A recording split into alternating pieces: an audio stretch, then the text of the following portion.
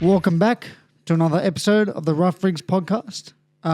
Today, if you're watching by myself, me and Will, we just couldn't align our schedules this week. It's my first week back at work. Yeah, just a lot of split shifts. He was busy on the days I was free. I was working when he was free, so on and so forth. But we'll get straight into it. Weekend, we played cricket. We won. We did all right. Will and myself didn't do much. That's probably a good thing. He bowled. He done all right. I done all right, but the rest of the boys carried us. So we'll take the win. I think we can still make finals bearing results. So I guess we need to hope for results, really. Anyways, my plan today is to get onto the cricket. And we'll start with that, and then we'll get into the rugby league and so on and so forth. I thought we'd just highlight the Australian versus West Indies T20 series quickly. Game 1, West Indies set a total of 189. Australia chased it down with 1.1 overs to spare, scoring 190 for 7. Roston Chase scored 60 for them. Shy Hope scored 55. And that's really it for the West Indies. Ben Dwarsh just took 4 wickets, 4 for 36, so we'll take that. Big Cam Green, 51 off 26. Mitchell Owen, 50 off 27. And we just get the win, I guess. It wasn't good, wasn't pretty. Got the job done. So, yeah. We'll head on to Game 2. Game 2, yet again, West Indies set the total of 172 for 8. Then Australia's chased them down with 5 overs to spare, scoring 173 for 2. Adam Zampa takes 3 for 29. Glenn Maxwell takes 2 for 15. Nathan Ellis takes 2 for 34. Brandon King's the only one that really stands out with the 51 of 36. And maybe Andre Russell, 36 of 15. His retirement game. They brought him in for his send-off, I guess, which is sort of cool.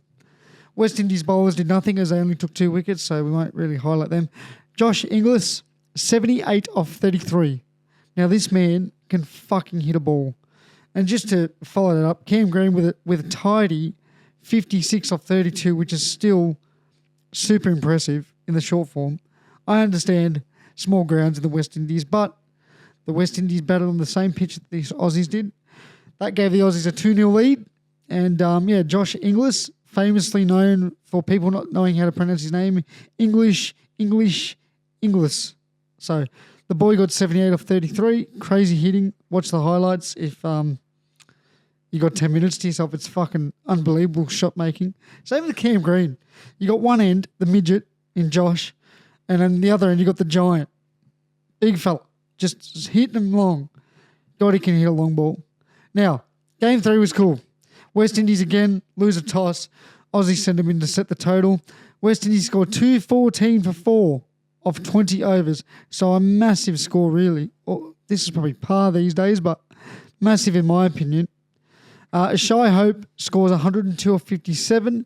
Brandon King scores 62 of 36.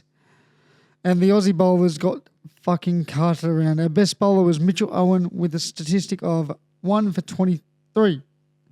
Now,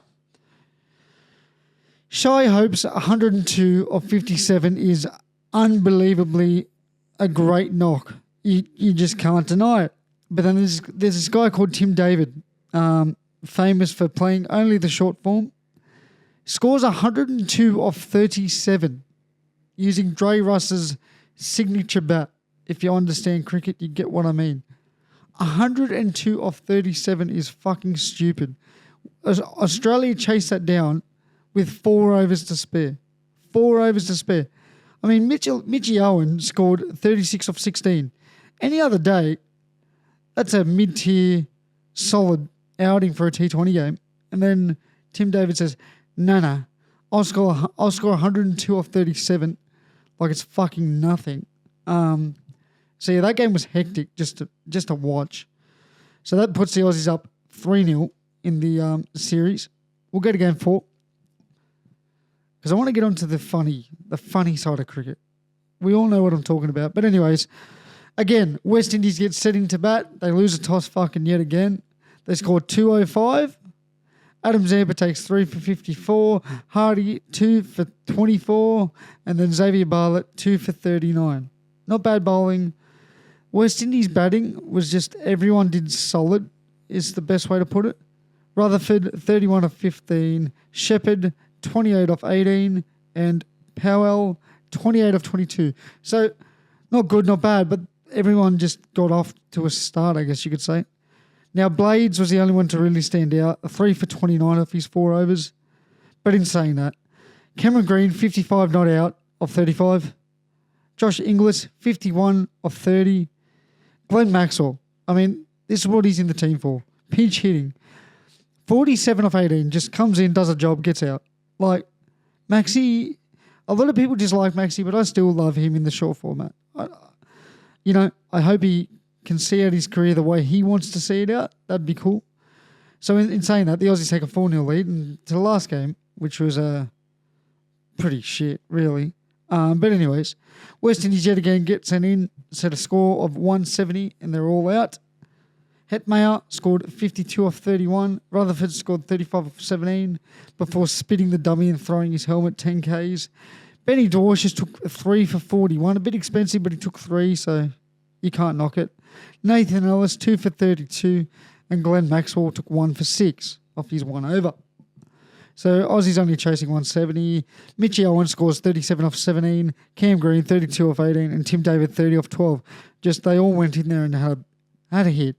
Had a swing. Felt like a golf day. Just not really caring. So yeah, that's the results for...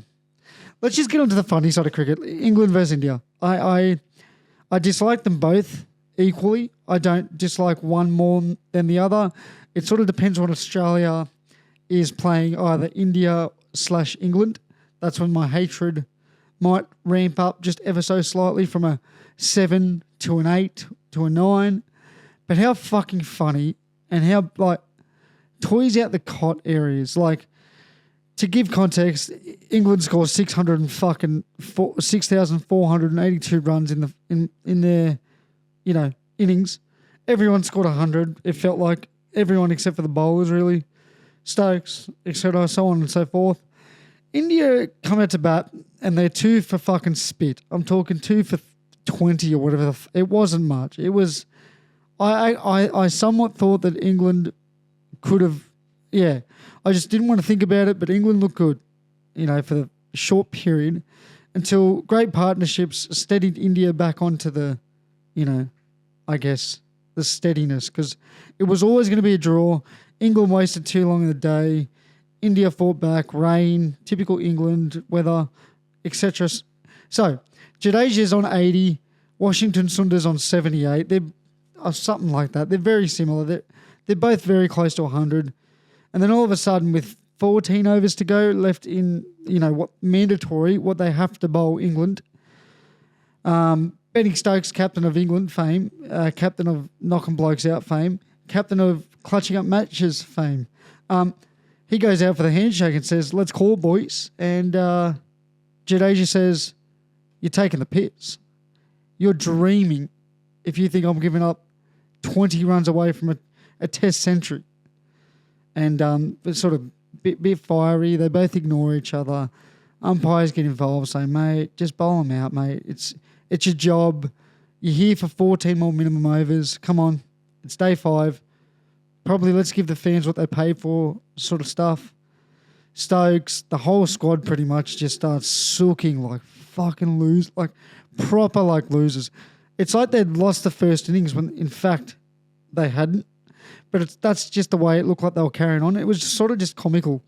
And then Benny, my captain, Ben, he goes on to say, "Well, I'm just going to bowl fucking Ollie here, fucking this one there. All the non-bowlers, I'm going to bowl them. So how do you feel about getting a century against non-bowlers?" And I think Jadeja said something like, "Pretty good." So pretty funny. Yeah, I don't know what Stokes and England were thinking there. It was sort of weird. If you're a fan of the ground, you're probably just sitting there going, "Hey, bros, tickets are pretty expensive these days. We don't really win many games, we like to draw. We don't really like to draw either. So we either win or lose. Let's just get on with it. 14 overs, about an hour and a bit of play. Even if you want to bowl the spinner, go spinner one end, quick the other. Jofra Archer, just get him some reps. I don't know. But everyone was sooking. India sort of, it was sort of funny because pretty fiery series with the injury timeouts, fucking this, that, injury sub replacements. But it's pretty funny leading into the Ashes that like only England this could happen to. Like this is what they, I don't know, weird areas from England heading into the Ashes. I thought you'd sort of want to get more cricket in to, I don't know, get ready, I guess, for a big Ashes tour, but I guess not. 14 overs is 14 too many. Felt very B-grade cricket, like the other teams won by the innings already. There's literally only 45 minutes left in the day. So, like, you call it quits. But, you know, they've got TV right deals to obtain, contracts. I guess that he'll probably get fined. He's not even playing the fifth test, so sort of comical from England. Like, I think a lot of people were getting excited for the style of cricket they were playing.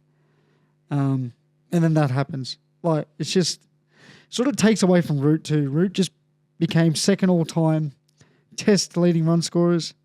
It's sort of been that achievement is something we might not see after Root for a while, a long while, unless like Cam Green, Constas, you know, one of the young guns, any young gun around the world, I guess, Ravindra, Brooks, even Brooks, who fucking knows really? Like, I don't know. Any young, like we might not see this for a long time as a cricket fan. He's gone second all time. He's past Ponting, past all the big dogs that no one ever thought was obtainable, and he's only behind Tendulkar. So like, I don't know. Poor Joe Root. He's not that he'd want the attention, but he certainly deserves it. I hate England, but you can't not respect that man. Whatever injection Joe Root had, because it was before COVID, career was looking a bit dim. Not dim, but, you know, he wasn't happy. Media was beating up on him. Captaincy is going to get taken off him shortly, and it did. Whatever injection he had during COVID, it's just revitalised him. He looks like a completely different cricketer. It probably helps that he still bats relatively the same while everyone else is doing the buzzball shit, I guess. Like, he sort of probably looks better, but he's still scoring bulk runs. And the whole thing is he's never been able to score runs in Australia. And I get that. Every batsman has that one condition, that one country, test, tour, nation that they just can't. He's still averaging 35. Like, it's not great, but it's not horrible. If Joe Root can, I don't know, last a lot longer, which I think he can because he looks pretty fit. It'd be cool to see where he's going to end up on that all-time tally, because I think Steve Smith would have been up there with him if he didn't have that 2-year layoff with the sandpaper gate, the fucking woke society of let's ban them for fucking years. Like, I don't know. Just me, but shout out to Joe Root. Excellent career. Scores runs everywhere, almost everywhere. Even as an Aussie, I can't deny what a ripping career so far. And it looks like he's still got another 2-3 years. And with how many tests England play and how they play their tests is probably a way to say it, he might have a chance. Like, barring injuries, barring all that other bullshit, he might have a chance. Any other cricket news? Probably not. I don't really care now. I think we're playing South Africa soon. I'll watch it, but not invested. I won't be invested. But having cricket on is good. I'm enjoying it. We'll get on to the NRL. We'll go through last week's draw and talk about the matches quickly. Storm, 34, defeat the Roosters, 30 in an absolute slugfest, really. Storm would score, Roosters would back it up. It was just ping-pong, back and forth. Jerome Hughes dislocated his shoulder and the game was in the balance. Harry Grant kicks the ball dead, like the very next chance he gets the ball, and he's obviously going to run the team now. No Munster, no Hughes, no Pappy. It's just Grant. Grant and the boys, I'll call it. Grant kicks it dead. I'm like, oh, here we go. This could rattle him. Bar that, he carried that Storm team. After that moment, He absolutely carried that Storm team and just got them the win. Shout out Grant Anderson, who I can almost feel an anywhere fame that no one saw coming. Can play wing, center. He played 6, and I think 6 or 7, depending on what side of the field what part of the field they're at. Big win for the Storm. Munster comes back in. Hughes is out for a bit, so I don't really know how long that's going to be. It's normally 6 weeks if it's no surgery, so he'll be right in a week before or the week of the last round, I'd say. But a good win by the Storm, and the Roosters weren't far off. Cowboys 38 defeat the Dragons 32. Cowboys look really dominant until they didn't. It's sort of been that way for the Cowboys all year. They look really good in 20-minute patches, but when it comes down to about 25 to go, the wheels randomly fall off. I don't know if it's a fatigue thing. They just switch off because they've got a massive lead. But yeah, the Dragons almost did it. They scored 18 points unanswered at one point. I think it was even 24 maybe. Dragons were close. Cowboys are better. If Tom Dearden doesn't play in that game, the Cowboys lose, and they lose badly. He defensively made a few stops. He's just in and amongst everything. I'd arguably say he's the most informed player in the NRL. I'd say that. Man of the series for Origin. Wasn't meant to get selected. Oz jersey. Does he get it? We'll talk about that soon. Anyways, Eagles 22 defeat the Broncos. I tipped the Eagles this game. Defeat the Broncos 20. I just had a feeling the Eagles were up for something. Not this. I wouldn't call this an ambush, but the Eagles' defense is legit. Is very, very good. I know Will might fucking say, yeah, but we were flat in patches, and I thought we could be better. Mate, a win's a win. You can't win every game by 14 plus, you know. I thought the Eagles were excellent. Mitchie Moses obviously adds another dynamic to that team. I really like what Riles is doing. So, yeah. The only thing I want to highlight, actually, I forgot to bring it up. The refereeing call on James Tedesco's onside try. I say onside loosely. Side-mouthy. Onside. He was a half a foot offside. Both feet were in front of the kicker. What the fuck are we doing in NRL? Can we just get some consistency? Because let's go back to this game. Walsh was offside again. Cool. But Tedesco was just as offside as Reece Walsh. One was a try. One wasn't. Look, I'm glad for the Eagles' sake it was called correctly. But if the Storm lose that game by a small margin, you best believe Bellamy's going to the review panel and the referees' bosses with a please explain, because we just need some black and white ruling, because we're going to get into it soon, but one of the worst ref games I've ever seen in the NRL later this round. Titans ambush the Warriors 24-16. Now, I've fucking picked the Titans every single week for the last 3 weeks. The 1 week I think, the Warriors should just do them. You know, I know Desi was angry last week. I know Fozzie's up. He's getting close to that retirement now. Mate, the Titans played well. For that last 20 minutes, they for once didn't beat themselves. The Warriors were throwing everything at them, and the Titans just hung in there. Like, shout out the fucking Titans. They're a team you sort of wouldn't want to verse heading into top 12 to top 6, because any win, any loss can push you in or out of the top 8, and they're a team I wouldn't want to verse. Now, Panthers 36 defeat the West Tigers 2. The score reflects the game, but it doesn't. If you watch the game, you'd understand what I mean. The Tigers were there for 25 minutes of each half. And this is what I mean by this. It's scary. For one of each half, the Tigers were there for 20 to 25 minutes. It's just, in those other minutes, the Panthers were red hot and didn't miss a beat. Edwards was fantastic. Cleary was fantastic. The shapes they're running, the offense they're using, they use a lot of the same, but they also throw in a lot of indifferent things at different times, different spots of the field.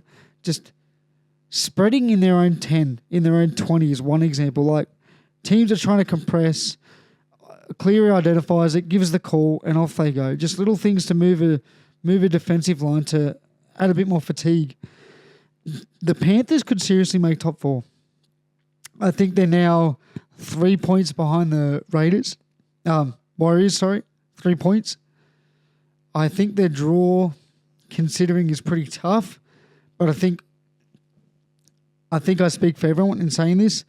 The Panthers probably want it tough. The tougher the better, to really acclimate them for finals footy. And if they don't make the top 4, my question to you, the listener, the fan, the watcher, do you think they could win it, be the first team to win it in whatever amount of time outside the 8? Do you think they could win it all if they were outside the 4, sorry? Now, we'll get on to my Sharks. And I'm a bit flat for 2 reasons. We won 14-12. The refereeing, I'm a big fan of not bashing referees unless it's the most diabolical ref's performance of all time. That's all I'll say. That was the worst ref game I have seen in many a year. Now, everyone's blowing up about the Jack Whiten thing. I'll cut us some slack here. Jack Whiten shoulder charge onto Toby Rudolph, knocked him out cold. At first, I thought it was just a clash of heads. And I'm like, cool, play on. The bunker ruled dangerous contact, shoulder to the head. And when you see the behind vision, before they both touch heads, it is shoulder to the mouth. It knocked him out cold. Like, it doesn't look like much, but he's obviously hit him right on the button, and it's just knocked the big man out cold. That one I'll give her a pass on because that was the bunker. That had nothing to do with her. She had to stop the game. Therefore, the bunker looks because it's a possible injury. He was obviously concussed. Everyone could see it there live. But let's get into I remember all the bad calls because of how poor it was.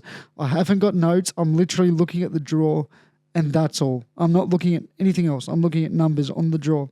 Now, it's 0-all, or 6-0. Not much is happening. The Sharks had the lead. Whatever. There's not much happening. Rabbits kicked the ball in the 5th on about the 45 into Sharks territory. It absolutely scones off Teague Wootton's head. Absolutely scones him. It gets called set restart. The Rabbits then go to score with 45 seconds to go. Now, normally I wouldn't care, but this was such an obvious falcon. Like, it was obvious. You saw the Rabbits players stop even as they got the ball. So, call 1. The amount of forward pass calls they called, which I thought were okay, and then the ones they did call, I'm like, What are we doing here? Like, some of the ones they didn't call, I'm like, you should be calling. And some of the ones they're calling, I'm like, what are we doing here? Like, it just felt like there wasn't any consistency. Blakey Brayley's try, I thought was probably the least controversial call, but it still had doubt. You could tell as many a time as they looked at it. It looked like a bobble. For me, I'm biased, so obviously I think it's a try, but I also have doubt that it was a try. I don't know.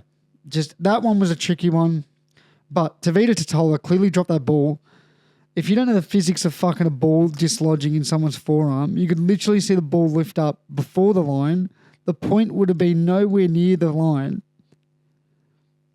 And they call it a try. Poor fella dislocates his shoulder. A lot of shoulder dislocations this week. The big thing is the Sharks played like shit. I wrote this to a friend. That game felt as a chance to give Tricky the keys to the side and let him call everything. Call every single thing.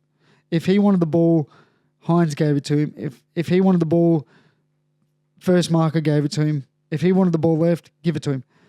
And I think because he kicked everything, he did everything. He popped up both sides, and it just didn't click. I don't know if it was just an off game. We're going up against understrength Rabbits. It's just Tricky, maybe can't handle running the side for 80 minutes. He's great in patches. I'll give him that. He's awesome in patches. I love him. Full of energy. Hines didn't have his best game with his handling errors. But that's fine. I thought everything else he was doing in the limited ball he had, he was fine. defense as normal, fine. I want to say one thing. If the Sharks don't have William Kennedy in this side that night at fullback, we lose that game by a fucking landslide. I cannot remember how many times he saved the last man going through the line.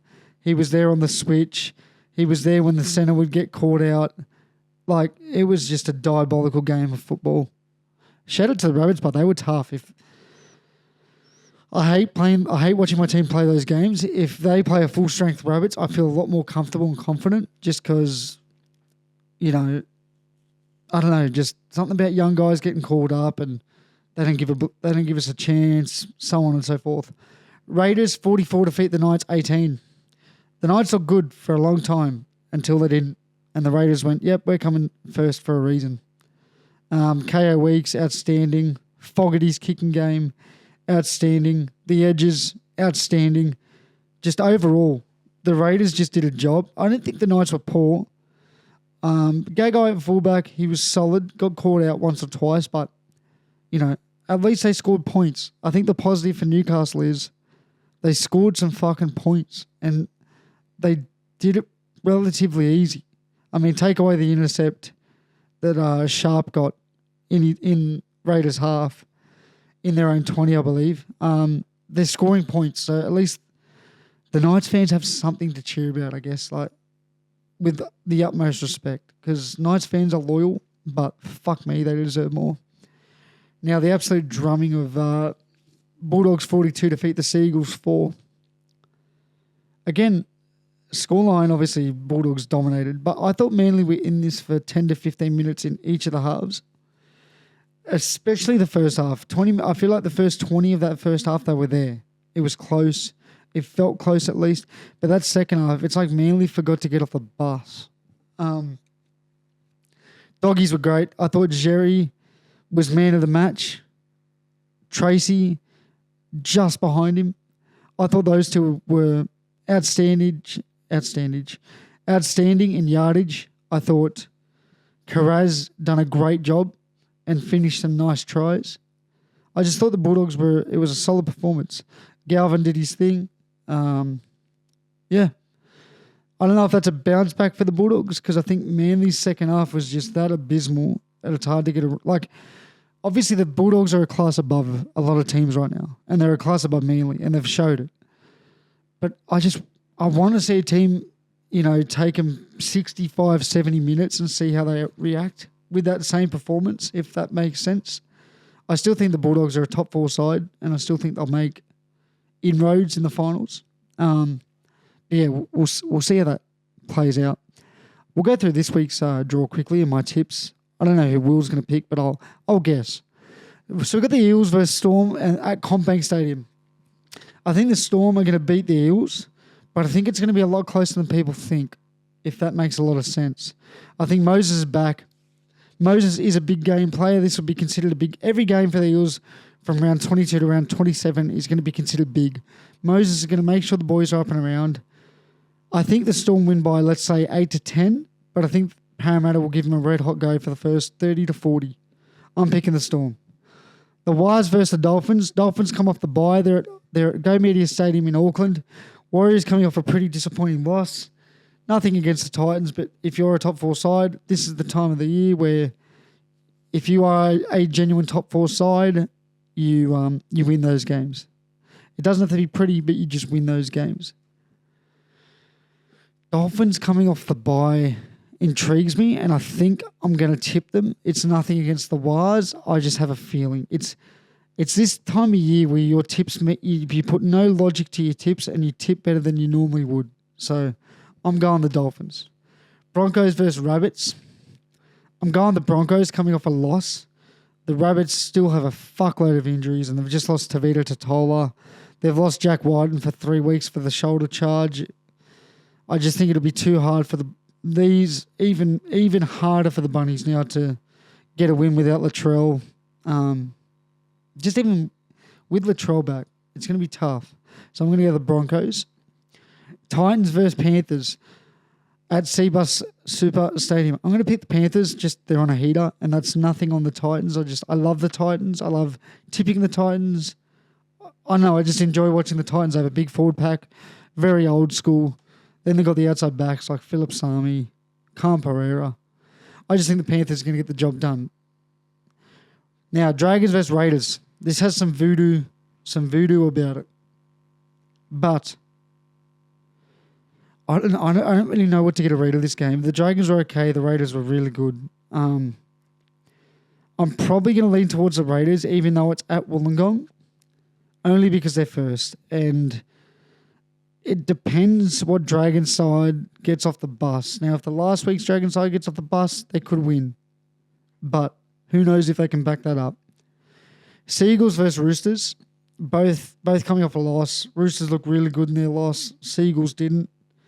It's at 4 Pines on a Saturday night. The 7:30 slot, the prime time slot. I've not tipped the Eagles a lot this year and they burned me. Ola Kawatu's out with another shoulder dislocation. I might tip the Seagulls, actually. I might go the Seagulls. I want to go the Roosters bad, but something leans me towards the Seagulls. And I haven't got much thought on that. So that's my tip. West Tigers versus Bulldogs at CommBank. I think the Bulldogs are just going to run riot. I mean that with the utmost respect. If they can somehow get better from last week's performance, no Connor Tracy, I get that. Carraz goes back to fullback. You don't really lose much. They're sort of the similar player when they play fullback. A lot of meterage. Normal. I'd say Tracy's safer than Carraz. Carraz has an error at the back. But yeah, I'm going to pick the Dogs. And my beloved Sharks versus the Cowboys for the Paul Green Medal or Paul Green Cup. I forget which one it is. I think Sharks are 2-0 in the Paul Green Medal. I'm a bit nervous for this game. With how shit my Sharkies played last week, I don't know. Because the Cowboys also played just as shit the last 25. I'm going to pick the Sharks, only because they're my team. But this game could go either way. I don't know how Sharks are $1.40 favourites with what I'm looking at on the NRL website at the moment. We'll go through the tips again. Oh, I should all play the match since it's a medal game. I'm tipping the Sharks. I've got to pick a Shark. I think Sifa Talakai or William Kennedy gets the medal. That's my tip. We'll go through my tips. Eagles vs Storm. I'm going the Storm by about 10. Dolphins Wires. I'm going the Dolphins. Broncos Rabbits. I'm going the Broncos. Panthers Titans. I'm going the Panthers. Dragons Raiders. I'm going the Raiders. Yeah, I'm going to go the Raiders. Not with, a bunch of confidence. Seagulls versus Roosters. I really wanted to pick the Roosters. I'm going to pick the Seagulls. I just think they have enough. I think it was just a shit week and the Bulldogs are just a class above, anyone outside the top four, essentially. West Tigers versus Bulldogs. I'm going the Dogs.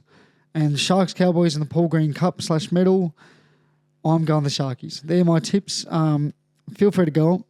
Feel free to not go on. Do what you want. Who are you tipping? And shout out to Newcastle. They got the bye, so, they win. They get 2 points. Their fans can fucking relax. They can sit at home, kick the feet up, have a beer, have 30 beers, barbecue, bit of oil, bacon, onion. Let's go through the top 8 and, the teams that are close to it and points-wise. Raiders, Dogs, Storm, Warriors, top 4. 36 points, 34 points, 32 points, 30 points. Panthers 5th with 27 points. Broncos, Sharks share 6th and 7th with 26 points. Dolphins at the 8th spot, along with the Seagulls with 24 points. Roosters with 22 points. Cowboys with 19 points. Dragons, West Tigers, Parramatta, all with 18 points. Now, Eels still probably technically have a chance.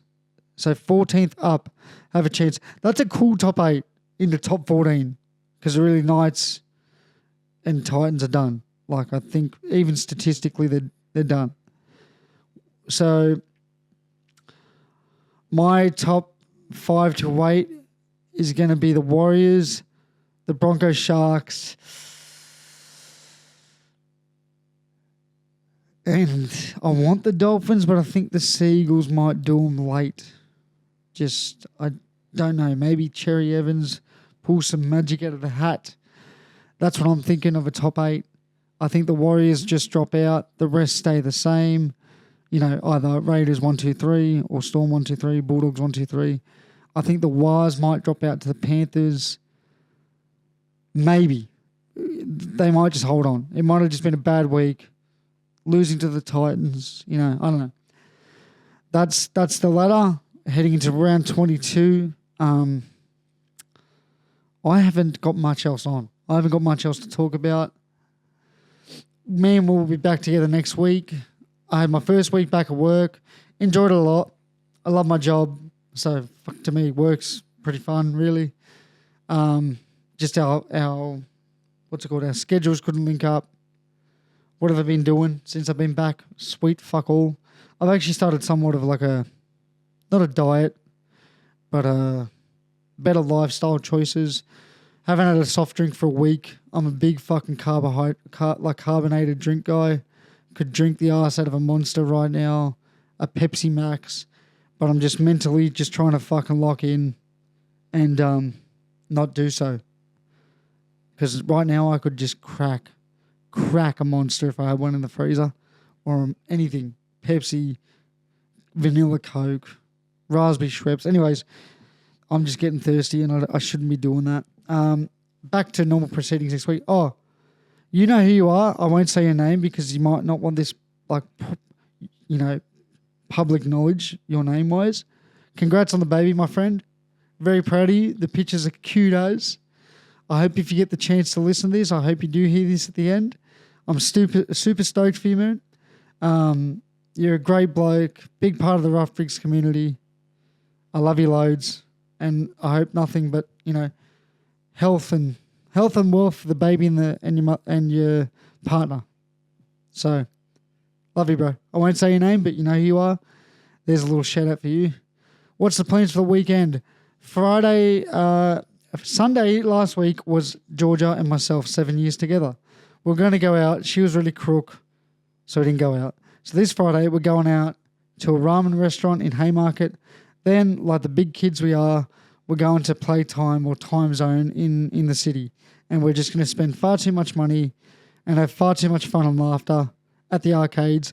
I know if it's just me, I fucking love the arcades. There's something about it. Like there's just something about an arcade that's just fun. Like I don't know, it's good fun.